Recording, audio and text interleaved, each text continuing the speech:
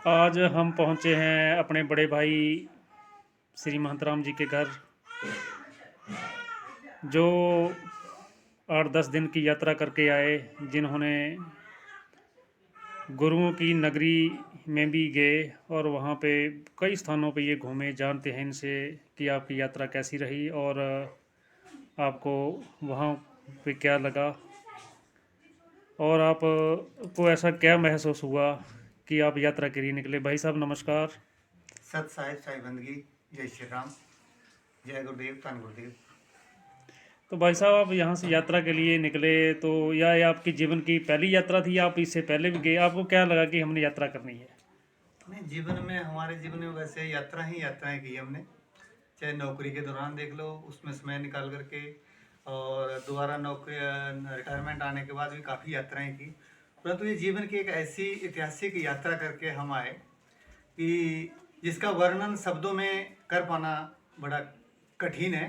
पर फिर भी हम उस चीज़ के बारे में आपको बताएंगे कि हम 20 जनवरी को यहाँ से गए और अयोध्या और काशी जाने का हमारा कार्यक्रम था। तो सरकार के दिशा निर्देशों द्वारा जिन ट्रेनों में हमने जाना था, वो ट्रेनें अयोध्या ना जा करके काशी की तरफ डाइवर्ट कर दी गई और हम काशी पहुंच गए। काशी पहुंच करके हम वहाँ पर सबसे पहले हम काशी विश्वनाथ जी के मंदिर में गए। वहाँ हमने दर्शन किए और दर्शन करके वहाँ हमने वो विवादित ढांचे के बारे में भी वहाँ पर देखा। और उसके बाद हम सतगुरु कबीर साहब जी की प्रगट स्थान लहर तारा में हम पहुँच गए और लहर तारा में जाकर के हमने वो स्थान देखे जहाँ पर सतगुरु जी आकाश मंडल से आकर के पृथ्वी पर एक लहर तारा तालाब में कमल के आसन के ऊपर विराजमान पाए गए। उसके बारे में हमें काफ़ी कुछ हुआ जाना और अलग अनुभूति हमें हुई। तो 2-3 दिन हम वहाँ पर आश्रम में साहिब के आश्रम में हम वहाँ रुके। वहाँ रुक करके हमने फिर कार्यक्रम बनाया कि जो भी नज़दीक के यहाँ के धार्मिक स्थान हैं उनको, या गुरुओं से संबंधित स्थान है, उन पे जाएं। तो दूसरे दिन हमने लहर तारा के बारे में जान करके और वहाँ के स्वामियों से जान करके और वहाँ की सारी मतलब व्यवस्था को समझ करके दूसरे दिन हम कबीर चौराहा गए, जहाँ पर सतगुरु कबीर साहब जी ने प्रवचन किया करते थे और जहाँ पर उनका लालन पालन हुआ।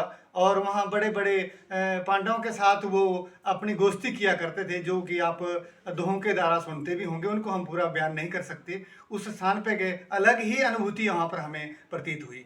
उसके उपरांत हम दूसरे दिन वहाँ एक कबीर कुटीर है, वहाँ पर जो गुजरात के स्वामी जी हैं उनके उस कुटीर में गए हम।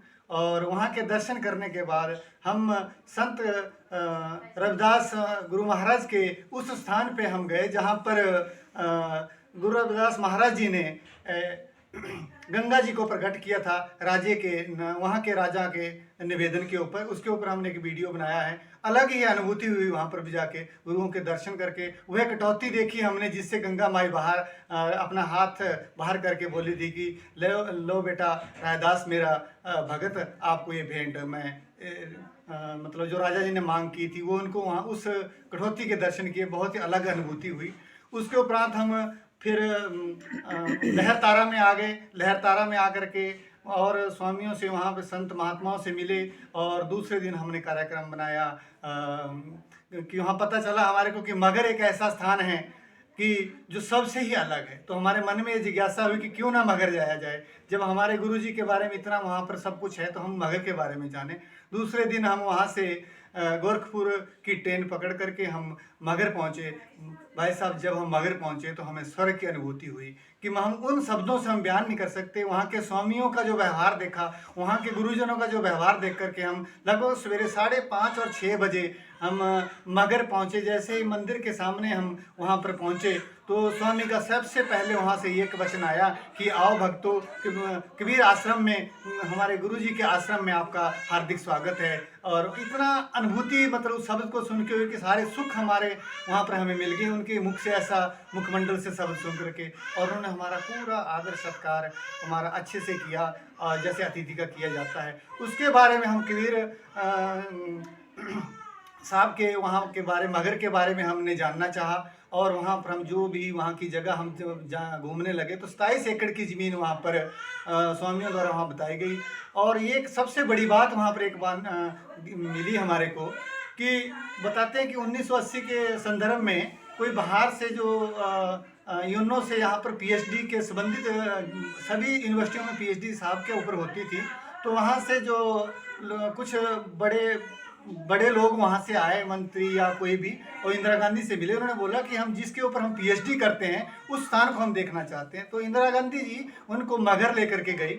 जब मगहर लेकर के वहाँ पहुँची तो उन्होंने बोला कि प्रधानमंत्री जी, जिसके ऊपर पीएचडी की जाती है उसके लिए इतना छोटा स्थान, ये क्या किया है आपने? तो इंदिरा गांधी ने उसी समय, वहाँ के स्वामियों द्वारा दी गई जानकारी मैं आपको बता रहा हूँ, इंदिरा गांधी जी ने उसी समय 21 एकड़ जगह सतगुरु कबीर साहब जी के नाम से वहाँ पर अलॉटमेंट की, जिसके ऊपर भव्य अपन वहाँ पर एक आश्रम बना हुआ। ये हमारे लिए बहुत बड़ी गर्व की बात है।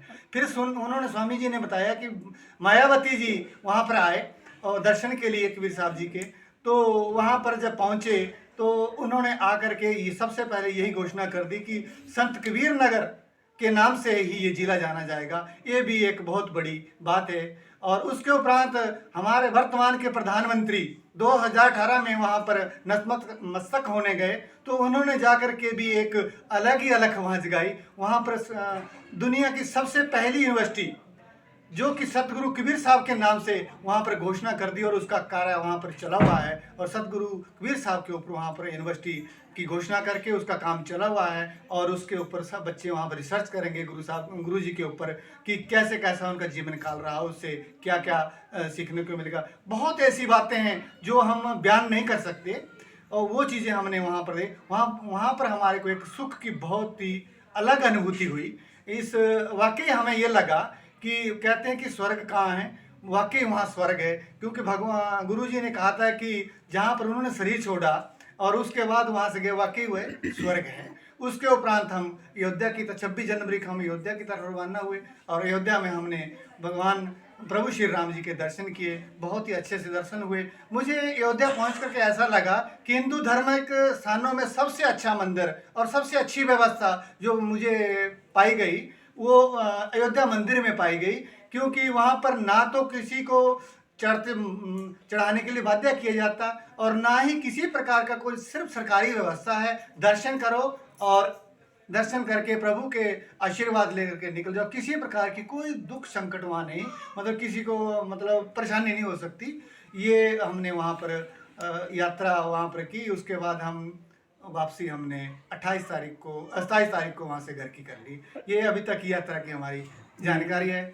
और मगर जैसा स्थान शायद मैंने कहीं और नहीं देखा। यही मैं इसी शब्दों में कहूँगा। बहुत अच्छी बात है भाई साहब, क्योंकि जो आपने अयोध्या की बात की और जो समय के हिसाब से वो बात वहाँ पे पहले होनी चाहिए थी। एक जो श्रद्धालु है, एक जो आस्था वाले की चुपचाप जाएं और प्रभु राम के चरणों में अपना नतमस्तक उसको अर्पित करके वापस आएं। और ये बहुत बड़ी बात है। ये मतलब आम मंदिरों में शायद नहीं होगी, परंतु इस बात की बात सुनकर कि आस्था का जो प्रतिबिंब है वो एक सत्य के ऊपर आधारित है।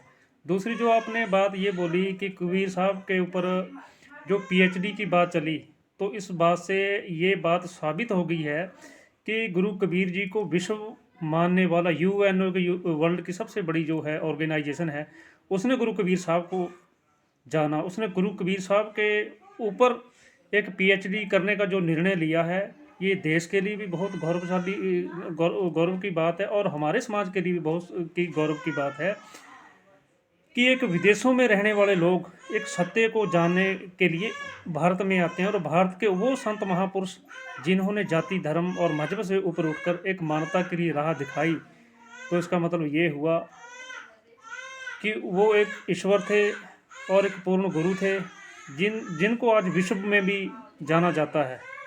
तो ये बहुत ही सौभाग्य की बात है। बहुत अच्छा लगा और आपकी यात्रा सफल हुई। हम चाहेंगे कि जब भी कभी आप ऐसे स्थानों पे जाएं तो वहाँ पे समाज को बेहतर जो गुरु महापुरुषों के ऊपर आधारित जो किताबें हैं या कोई और चीज़ें हैं के प्रति भी आप अवगत कराएं, क्योंकि देख रहे हैं कि पिछले 4-5 सालों से मैं भी आपको जान रहा हूं, जिसमें आपने एक सच की अलख जगाई है। और जिस प्रकार का व्यवहार भाई साहब मैं आपका देखता हूं पूरे हिमाचल में और नालागढ़ के एरिए में, आपके जैसा कोई मुझे नज़र नहीं आता, जो एक सच्ची भावना के साथ और सच्चाई के साथ गुरु कबीर साहब की सेवा करने के लिए, उसकी बात को मानने के लिए और समाज को एक बेहतर रास्ता दिखाने के लिए जो भाव आपके अंदर बना है, तो ऐसे बहुत ही कम लोगों में ऐसी आस्था और सच की भावना होती है जिससे समाज को एक नई जन चेतना पैदा होकर वो अपने जीवन की ओर, भविष्य जीवन की ओर वो निकल पड़े। तो बहुत अच्छा लगा आपके साथ वैसे जीवन में ऐसा ही होना चाहिए। तो हम चाहेंगे कि बहुत जल्दी दोबारा फिर जो आप ये सेवा कर रहे हैं ये इसी भांति आप दोनों ही करते रहें। बाकी आपके लिए मुबारक, क्योंकि आप दोनों ही पति पत्नी एक जैसे एक दोस्त होते हैं, बतौर उसी लेवल पे आप परिवार को भी आगे बढ़ा रहे हैं। इसके लिए आपको आपका बहुत बहुत धन्यवाद। जय गुरुदेव। सब साहिब साहब। जय गुरुदेव भी। आप भी भाई साहब के साथ एक मजबूत जीवन संगनी होने के नाते कंधे से कंधा मिलाकर चलते हैं। तो आप भी यात्रा में गए थे, इसके संदर्भ में आप क्या क्या कहना चाहोगे? जय गुरुदेव, धन गुरुदेव। जैसे कि मेरे पति जी ने बताया कि हम गए थे यात्रा पे, तो हमारी यात्रा बहुत अच्छी रही। हम समय समय पे हर जगह पे दर्शन किए, कोई हमारे को दिक्कत नहीं हुई। और संतों के बीच में गए, अच्छा लगा, हर जगह संतों से मिले। और सबसे अच्छी बात ये थी कि जहाँ पे भी हम आश्रम में गए, हमारे जो भी गुरुजी थे सब पूरी संगत के साथ बैठ के खाना खाते थे। तो ये बात हमारे को बहुत अच्छी लगी और उनके मुख पे हमेशा हंसी रहती थी। मतलब उनको देख के हमेशा आदमी खुश हो जाता था, दुखी आदमी भी खुश हो जाता था। या मेरे को बहुत अच्छा लगा वहाँ पे जाके। बाकी मैं चाहती हूँ कि हर इसी उम्र में सभी जाए, अपने आश्रम में जाए, देखे, घूमे फिरे। यही उम्र होती है घूमने फिरने की। जय गुरुदेव, धन गुरुदेव।